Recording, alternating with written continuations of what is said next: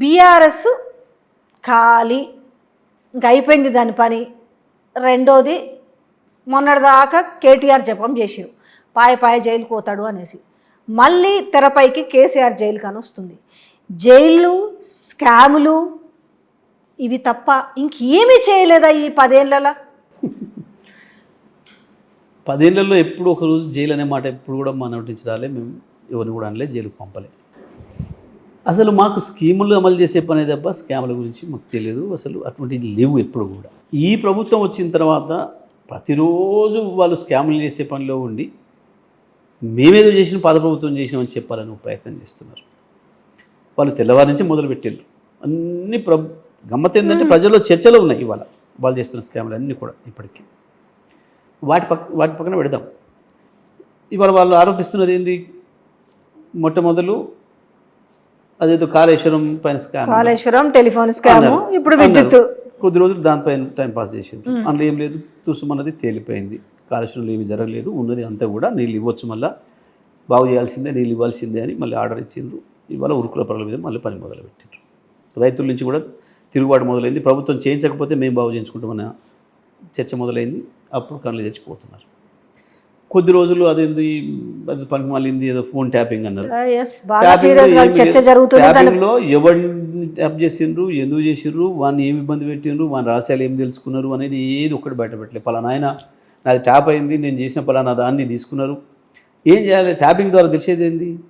మీరు ఏదన్నా తప్పుడు పని చేస్తే, మీరు ఏదైనా చట్ట వ్యతిరేకమైన పని చేస్తే మీరు భయపడాలి. మీరు రొటీన్గా మాట్లాడుకుంటే మీ ఫోన్ ట్యాప్ చేస్తే ఫలానా వాళ్ళు మేము ఇద్దరం నేను వ్యక్తిగతంగా ఎవరితో మాట్లాడితే ఇది రికార్డ్ చేసి బయటకు ఇచ్చిండ్రు, దీనివల్ల నాకు నష్టం జరిగింది, నా పరువు భంగం కలిగింది, లేదా నా వ్యాపార రహస్యం తెలుసుకొని అవతల వాడికి ఇచ్చిండ్రు, దాంతో నా వ్యాపారం దెబ్బతిన్నది అని కూడా ఒక్క మనిషి చెప్పిండా? ఇప్పటివరకు ఒక్క మనిషి కంప్లైంట్ చేసిందా? అదే కదా, మీరు ట్యాప్ చేస్తే మీకు ఏదైనా నష్టం రాజకీయ నాయకులు ఏదన్నా ఒకటి రహస్యం చేస్తుంటే వాళ్ళు దాన్ని తెలుసుకొని విని దాన్ని భగ్నం చేసింది ఏదైనా ఒకటి చెప్పాలి కదా. ఒక్కటి వచ్చిందా ఇప్పటివరకు? ఉత్త పనికి మాలిన లీకేజ్తోని పేజీలు రోజు ప్రధాన పత్రికల పేజీలన్నీ ఆక్రమించిండ్రు, ప్రజల సొమ్మును దుర్వినియోగం చేసిండ్రు, ఆ డబ్బు కట్టి 5 రూపాయలు 6 రూపాయలు కట్టి పేపర్ కొనుక్కున్న వాళ్ళకి నష్టం చేసిరు తప్ప ఏం జరిగింది ఇక్కడ? ఏం చేయించగలిగారు? ఎవరి ఫోన్ ట్యాప్ చేసి ఎవరి రహస్యాన్ని బయటపెట్టిండ్రు, ఎవరి ప్రైవసీని దెబ్బతీసిండ్రు? ఒక్కరు చెప్పినా నా ప్రైవసీ ఇట్లా దెబ్బతిన్నది. చివరికి భార్య భర్తల ఫోన్లు నెంబర్ ఇవని వానికి పెళ్ళ ఉంది, వాని పెళ్ళ ముచ్చట వీని పెళ్ళ ముచ్చట ఇంకోటి ఎందుకు తినాలి? ఏమక్కర అసలు మాకు ఏంటి అసలు ఇది? అర్థం ఉంది దానికి ఏమన్నా సెన్స్లెస్ ఆర్గ్యుమెంట్ తప్ప. రేవంత్ రెడ్డి అంటే అప్పుడే భయపడినారు. వాళ్ళ ఇంటి దగ్గర ఒక ఇజ్రాయెల్ పరికరాన్ని పెట్టి, అంటే మీ పార్టీ విషయాలు పక్కన పెట్టి ఆఖరికి రేవంత్ రెడ్డి ఎవరిని కలుస్తున్నాడు, ఏం చేస్తున్నాడు, పైసలు ఎక్కడి నుంచి వస్తున్నాయి, వ్యవహారం ఎట్లా నడుపుతున్నాడు? మరి రేవంత్ రెడ్డి మాట్లాడిన ఏమన్నా రొమాంటిక్ విషయాలు తీసి బయట ప్రజలకు వదిలినామా మేమేమన్నా? ఏదన్నా ఏం చేసినాము? ఎక్కడ చేసినాం? ఆయన ఎవరితో మాట్లాడుతుంటే తీసి ఏది రిలీజ్ చేసి ఆయన పరుభంగం కలిగించినాము? ఇక్కడ ఒకటి చూపించిందా? గాలి వార్త రాయడమే తప్ప ఈయనింటి ముందట వేసిండు, ఆయన ఇంటి ముందట వేసిండు.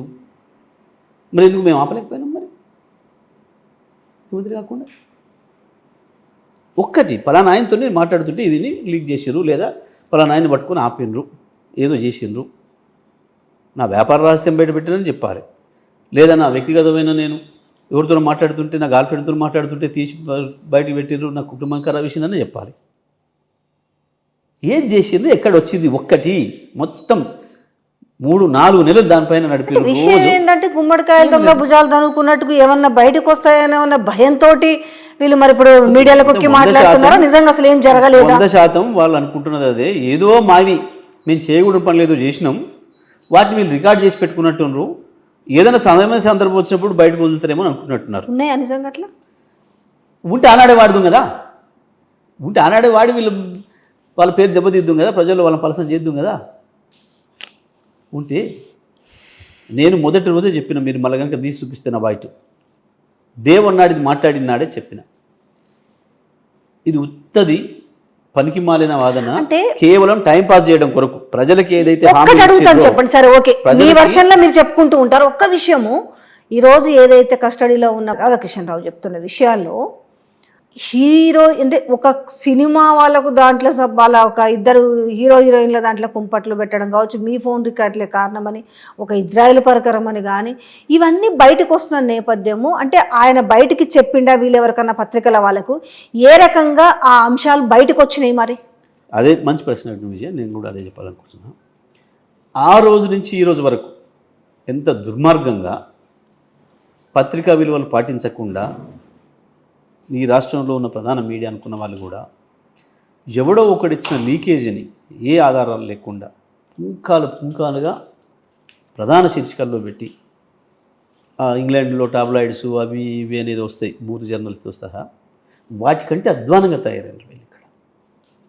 నిన్నటికి నిన్న కూడా 6,000 కోట్ల రూపాయల నష్టం ఛత్తీస్గఢ్ విద్యుత్ డిస్కమ్లు అని, మళ్ళీ వాడే రాసింది కింద 7,000 కోట్ల రూపాయలు ఇప్పటివరకు చెల్లించిండ్రు ఛత్తీస్గఢ్ పవర్కి, 18,000 మిలియన్ యూనిట్లు వాడిండ్రు అని చెప్పి.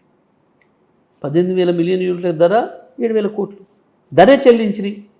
మరి ఇంట్లో 6,000 కోట్ల నష్టం ఎట్లా వచ్చింది? అది ఎవరు చెప్పిండు? దానికి అమ్మఒడు అయ్యే ఒకటి ₹3.90 ₹3.90 అంటారు, వాళ్ళు ₹5.64 అంటున్నారు. Let me complete. అది ఎవరు చెప్పిండు ఈ వార్త? దీనికి ఏమైనా అమ్మ ఉందా, అయ్య ఉన్నాడా, ఎవడన్నా ఎవరి నుంచి పుట్టింది ఈ వార్త? లేదానికి ఏమైనా ఆధారం ఉందా? ఊహాజనితం ఉందా? ఎవడో ఒకడు వాళ్ళ పేపర్ వాళ్ళు ఇన్వెస్టిగేట్ జర్నలిజం చేసి రాసిండు అని అనుకోవడానికి ఒక పత్రిక రాలేదు. అన్ని ప్రధాన పత్రికల్లో ఫలానా కాడ ఉండాలి, వీళ్ళు చెప్పినట్టు ప్రభుత్వ పెద్దలు చెప్పిన పద్ధతుల్లో హెడ్డింగ్లు ఉండాలి అని చెప్పి వీళ్ళు ఆర్డర్ ఇచ్చి రాయించినట్టుగా పేపర్లను కూడా రాసింది.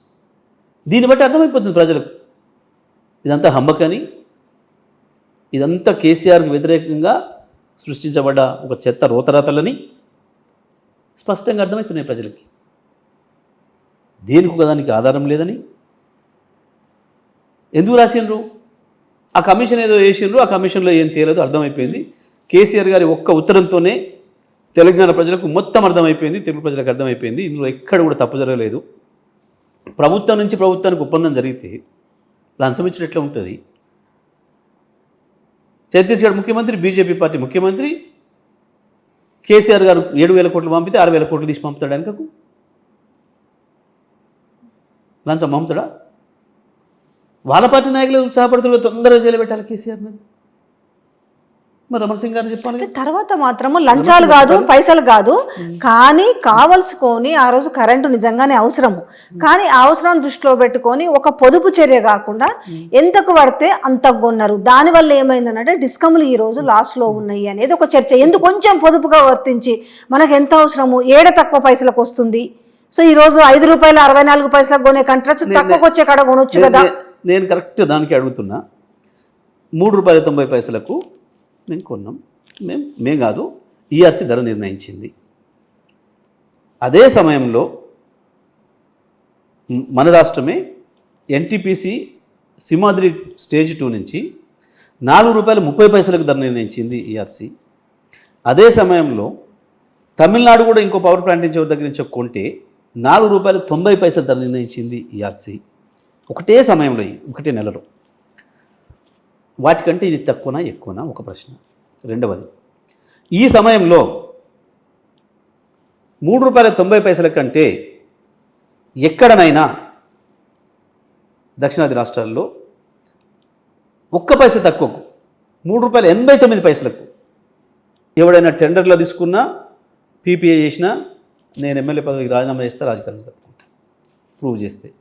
లేదు ఈ ఆరోపణ చేసిన వాడు ఎవడో ముందుకు వచ్చి వాడేం చేస్తాడో చెప్పాలి.